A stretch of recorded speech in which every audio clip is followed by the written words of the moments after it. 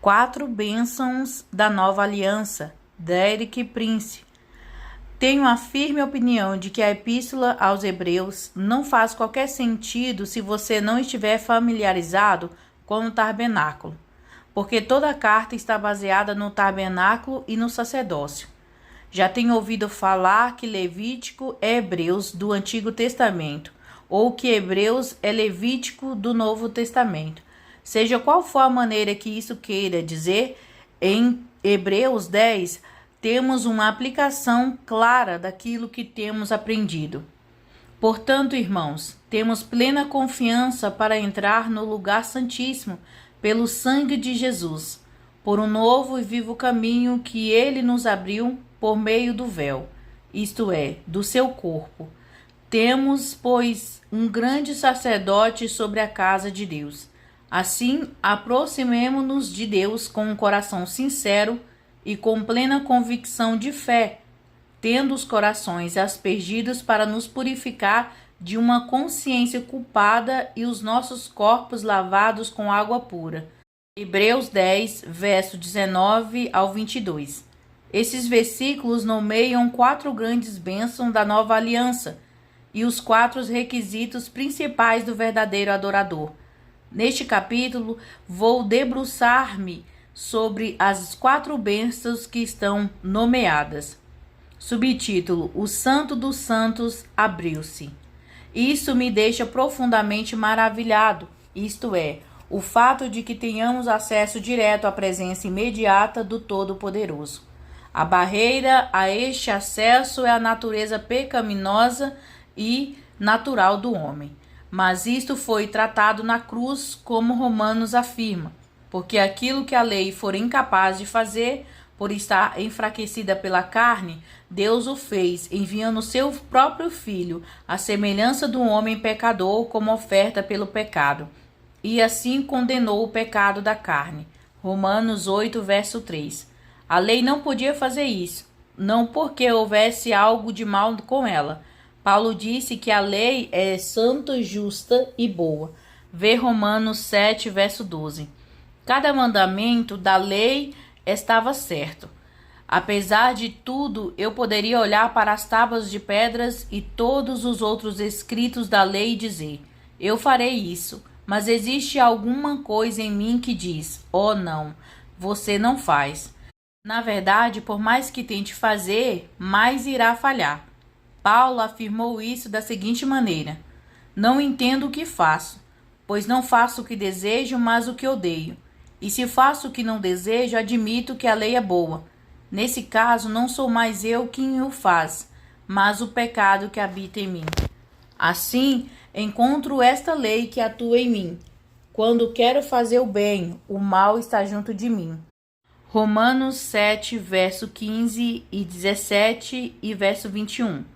No momento em que tento observar a lei, afirma-se a minha natureza carnal e rebelde, e por mais que eu tente ser bom, pior eu sou.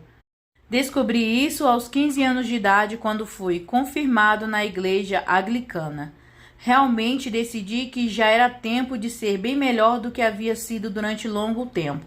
Eu disse: é isso mesmo, vou ser confirmado, escovo os meus dentes, vou à comunhão e serei bom. E nunca fui tão mal como logo após essa confirmação. O problema é a autoconfiança. Assim diz o Senhor: maldito o homem que confia nos homens, que faz da humanidade mortal a sua força, mas cujo coração se afasta do Senhor. Jeremias 17, verso 5.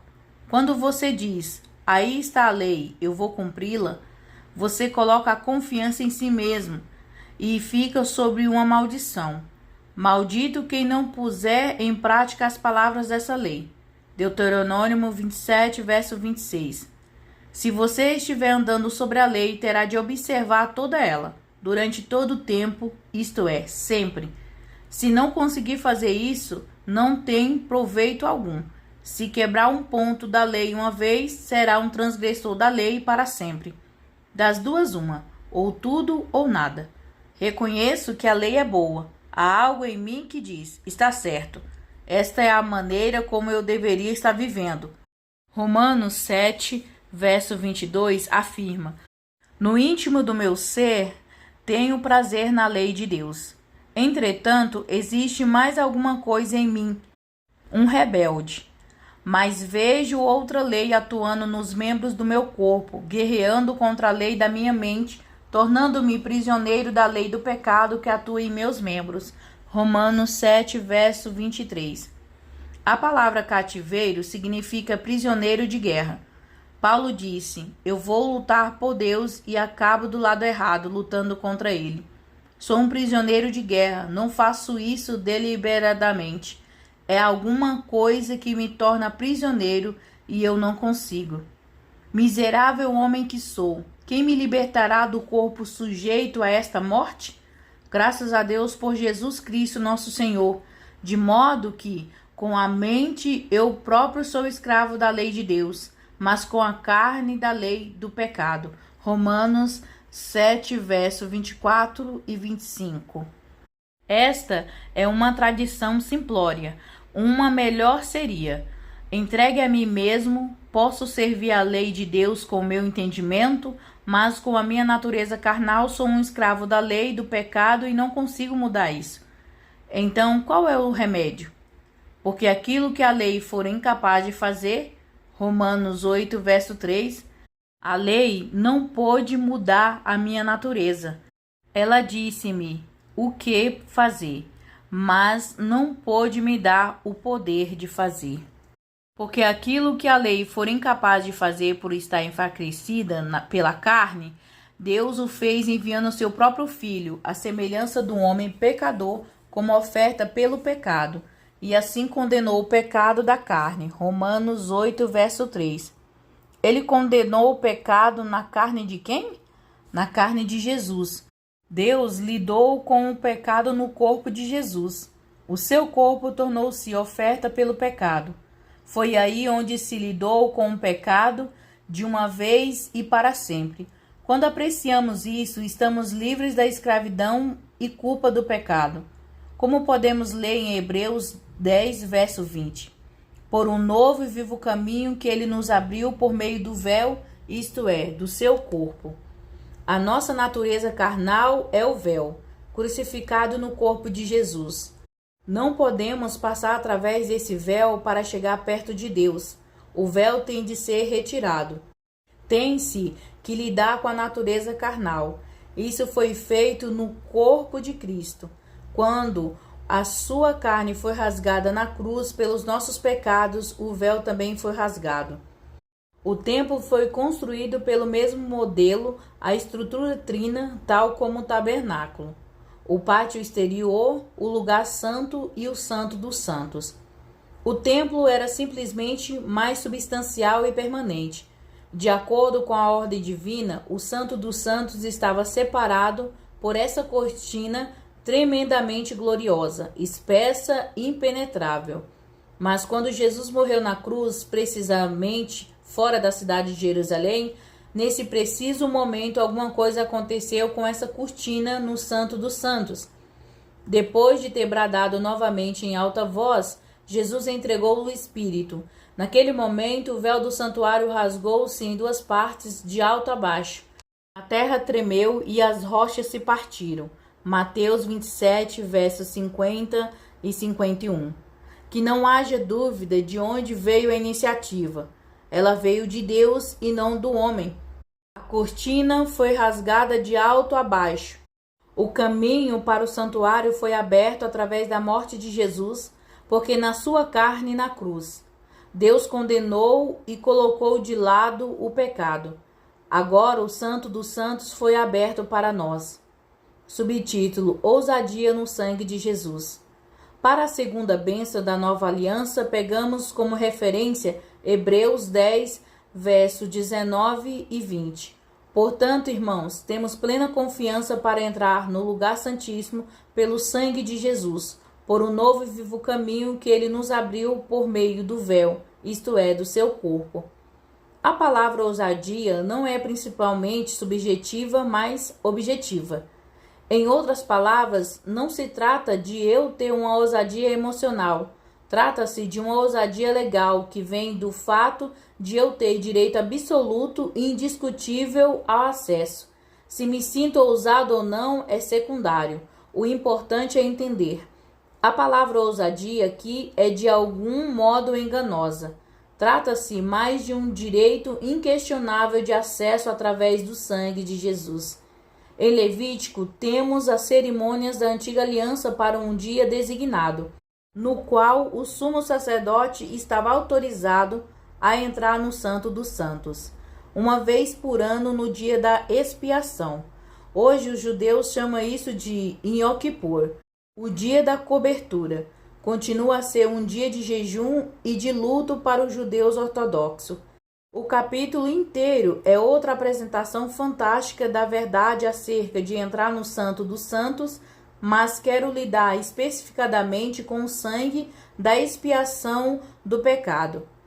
Arão, o sumo sacerdote, trará o novilho como oferta por seu próprio pecado, para fazer propiciação por si mesmo e por sua família, e ele oferecerá como sacrifício pelo seu próprio pecado.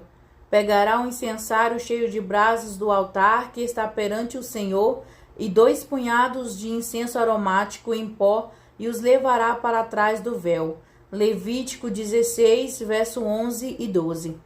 Observemos que é o sangue e o incenso do altar que devem estar unidos para o acesso através do véu.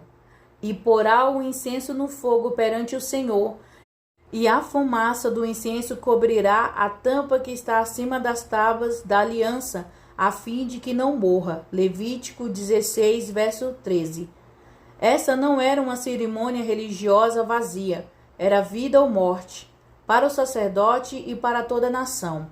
Se alguma vez o sacerdote não era aceito, toda a nação perdia a sua posição perante Deus. Ele era o seu representante, e pegará um pouco do sangue do novilho e com o dedo os aspergirá sobre a parte da frente da tampa. Depois com o dedo aspergirá o sangue 7 vezes diante da tampa. Levítico 16, verso 14. O número 7 nos diz que isso acontece através do Espírito Santo. Do mesmo modo, Jesus, que pelo Espírito Eterno se ofereceu da forma imaculada a Deus. Hebreus 9, verso 14. O sangue era aspergido em cima e perante o propiciatório. Na realidade, havia um rastro de sangue ao longo do caminho através do tabernáculo. Sem o sangue não existe acesso. Podemos ver o paralelo no Novo Testamento. A expiação de Jesus não terminou na terra, ela foi consumada no céu. Isso está claramente afirmado em Hebreus, e temos essa esperança como âncora da alma, firme e segura, a qual adentra o santuário interior por trás do véu, onde Jesus, que nos precedeu, entrou em nosso lugar, tornando-se sumo sacerdote para sempre, segundo a ordem de Melquisedeque. Hebreus 6, verso 19 e 20. Aqui nós estamos falando sobre o tabernáculo terreno, mas sobre o tabernáculo no céu. Jesus entrou no véu. Um percussor é um representante, alguém que diz: existem outros que vêm depois de mim. A partir de agora, o caminho está aberto para eles me seguirem. Jesus é o nosso precursor. Ele entrou no véu.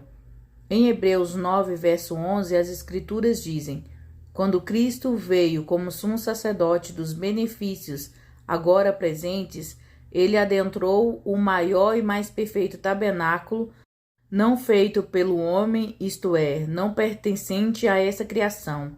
Hebreus 9, verso 11. Uma tradução melhor seria: boas coisas que na realidade foram realizadas.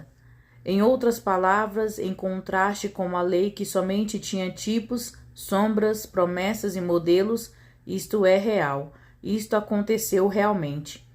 Quando Cristo veio como sumo sacerdote dos benefícios agora presentes, ele adentrou o maior e mais perfeito tabernáculo, não feito pelo homem, isto é, não pertencente a esta criação, não por meio de sangue de bodes e novilhos, mas pelo seu próprio sangue. Ele entrou no lugar santíssimo de uma vez por todas e obteve a eterna redenção. Hebreus 9, verso 11 e 12. Jesus levou o seu sangue consigo para dentro do santuário. Portanto, era necessário que as cópias das coisas que estão nos céus fossem purificadas com esses sacrifícios, mas as próprias coisas celestiais com sacrifícios superiores. Hebreus 9, verso 23. As coisas celestiais tinham de ser purificadas, mas não com o sangue de touros e bodes, pois Cristo não entrou em santuário feito por homens, uma simples representação do verdadeiro. Ele entrou nos céus para agora se apresentar diante de Deus em nosso favor. Hebreus 9, verso 24. Como Cristo entrou no Santíssimo? Com o seu próprio sangue. E isso se torna ainda mais claro quando nós voltamos para o capítulo 12 de Hebreus. Mas vocês chegaram ao Monte Sião, a Jerusalém celestial, a cidade do Deus vivo. Chegaram aos milhares de anjos em alegre reunião. Hebreus 12, verso 22. Esta não é a Jerusalém terrena. Nós chegamos não fisicamente, mas pelo Espírito. Mas vocês chegarão ao Monte Sião, a Jerusalém celestial, a cidade do Deus vivo. Chegarão as milhares de anjos em alegre reunião, e a igreja dos primogênitos, cujos nomes estão escritos no céu. Vocês chegarão a Deus, juízo de todos os homens, aos espíritos dos justos aperfeiçoados. Hebreus 12, verso 22 e 23. Isto é você e eu. O nosso quartel-general está no céu. Você está inscrito no céu no livro da vida do Cordeiro ou está inscrito apenas no livro da igreja? É bom estar no livro da igreja, mas isso não é o suficiente. A Jesus, mediador de uma nova aliança, e ao sangue aspergido, que fala melhor do que o sangue de Abel. Hebreus 12, verso 24. O sangue de Abel foi aspergido na terra. Ao que ele apela? A vingança. O sangue do Jesus é aspergido no céu. Ao que ele apela? A misericórdia. Se você conseguir acreditar que o sangue de Jesus está sempre falando ao seu favor, na própria presença de Deus, esta é uma verdade formidável. Se não fosse, nunca alcançaria o céu. Deus, como juiz, nunca o levaria lá. Nem mesmo Jesus entrou no céu sem o seu sangue. Este é o único acesso, através do sangue de Jesus aspergido no céu. Subtítulo: O caminho novo e vivo. A terceira das grandes bênçãos da nova aliança é o caminho novo e vivo, que é Jesus. Jesus torna-se o caminho. Ele torna-se a verdade e a vida. Mas ele é o caminho ao longo de todo o caminho. O caminho que Jesus seguiu é o que nós seguimos, não existe outro. Este é o caminho de abnegação, obediência, sacrifícios e morte. Esse é o caminho novo e vivo. Para isso vocês foram chamados, pois também Cristo sofreu no lugar de vocês, deixando exemplo para que sigam seus passos. 1 Pedro 2, verso 21. Os passos de Jesus são um caminho novo e vivo. Qual é o primeiro passo quando você quer seguir a Jesus? Então Jesus disse aos discípulos: se alguém quiser acompanhar-me, negue-se a si mesmo, tome a sua cruz e siga-me. Mateus 16, verso 24. Abnegação. Isso não significa apenas deixar de fazer algo que você gosta durante a quaresma. Pode ser, até, mas não é abnegação. Abnegação é dizer não ao egoísmo. Quando a pessoa diz eu não quero, a abnegação é a capacidade de dizer não. Quando a pessoa diz eu acho, a abnegação diz não. Aquilo que você acha não é nem um pouco importante. Se aquilo que acha continua a ser importante, você não se negou.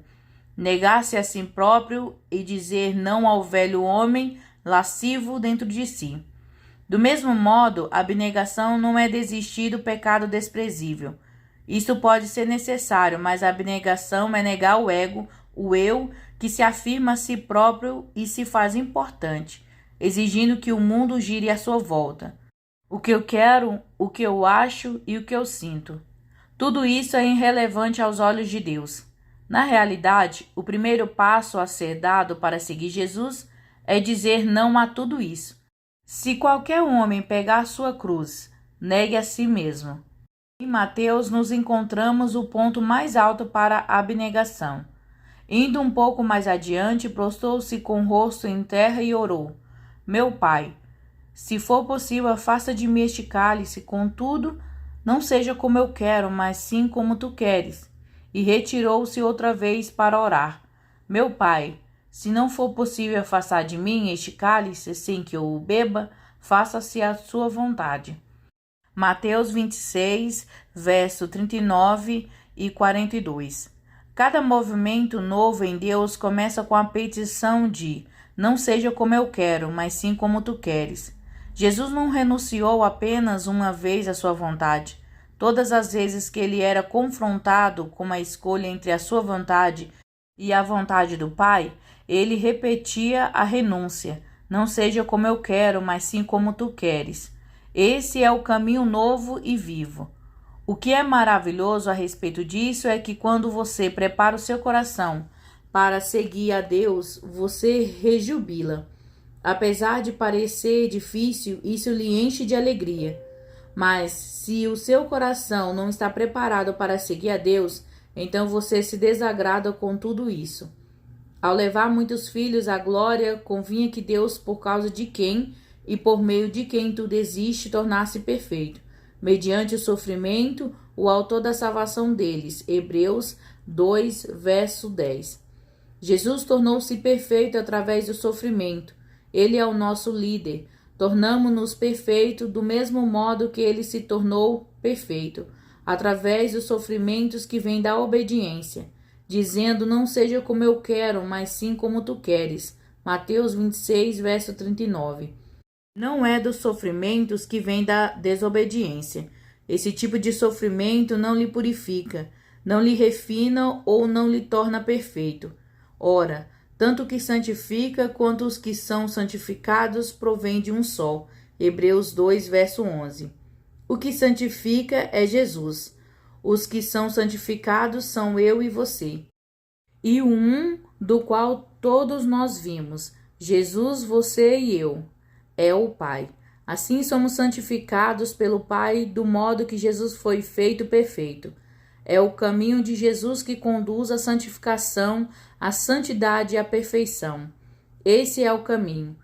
Durante os seus dias de vida na terra, Jesus ofereceu orações e súplicas em alta voz e com lágrimas, àquele que o podia salvar da morte, sendo ouvido por causa de sua reverente submissão. Hebreus 5, verso 7. Hebreus diz: sendo ouvido por causa da sua reverente submissão. A sua oração foi ouvida. Esse é o espírito de acesso a Deus. Jesus é o modelo perfeito. Ele foi ouvido porque temia. Este é o fundamento da resposta ao porquê as orações não são respondidas. Posso mostrar várias razões, mas Deus mostrou-me que esta é a fundamental.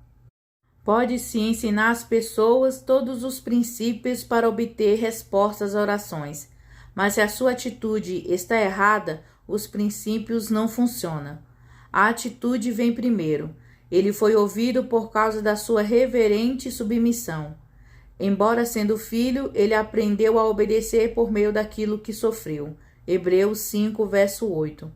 Ele descobriu o que era obedecer, passando pelo sofrimento causado pela obediência. E uma vez aperfeiçoado, tornou-se a fonte da salvação eterna para todos os que lhe obedecem. Hebreus 5, verso 9. O mesmo caminho que ele seguiu é o caminho novo e vivo. Jesus era Deus, é Deus e sempre será. E ele tornou-se homem finalmente e para sempre. Não se esqueça, ele continua a ser um homem, pois há um só Deus e um só mediador entre Deus e os homens, o homem Cristo Jesus. 1 Timóteo 2, verso 5. Quando ele despojou a si próprio, não fez condicionalmente. Ele simplesmente se despojou, foi obediente até a morte e, como diz em Filipenses 2, verso 9, por isso Deus o exaltou à mais alta posição. Tendo despojado a si próprio, ele tinha que ganhar o seu caminho de volta ao lugar da exaltação. Por isso, indica que sua exaltação foi o resultado da sua obediência. Se ele tivesse desobedecido, nunca teria chegado de volta.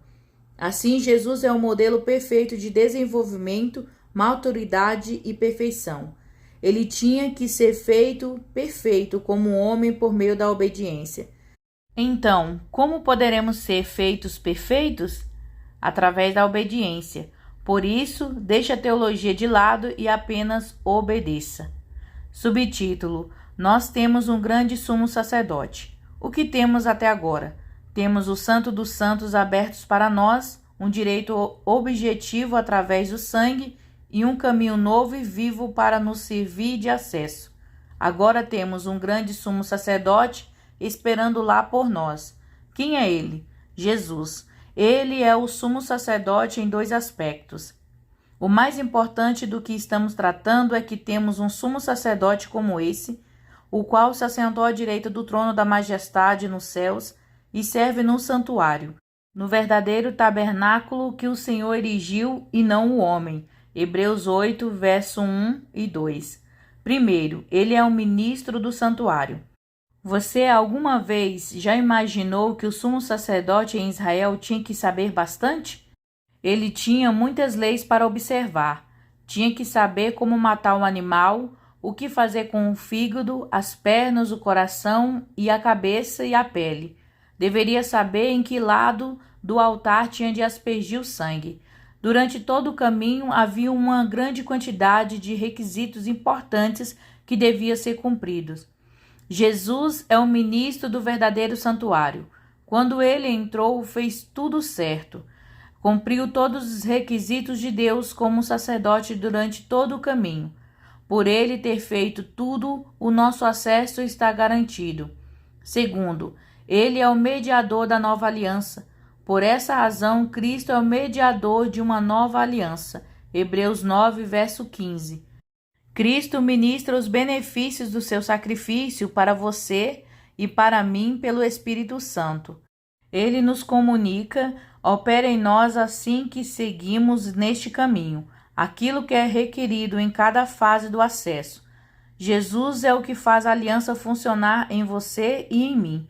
Após Jesus ter realizado o que era necessário e ter ido para Deus, ele retorna e faz tudo o que é preciso em cada um que o obedece para tornar o nosso acesso perfeito. Ele medeia a aliança. Assim, nós temos as 4 bênçãos da nova aliança. Primeiro, o véu é rasgado e o caminho é aberto. Segundo, nós temos um direito objetivo, legal, inquestionável de acesso através do sangue. Terceiro, temos um caminho vivo para entrar, o caminho que Jesus seguia. Obediência, abnegação, sacrifício e a morte do homem velho. Jesus disse que aquele que perder a sua vida a encontrará. Ver Mateus 10, verso 39. A palavra grega usada ali para vida é alma. Você tem que sacrificar esse eu anímico e dizer não. Depois encontrará o caminho para dentro. E quarto, nós temos um grande sumo sacerdote que sabe exatamente o que precisa ser feito e faz isso perfeitamente.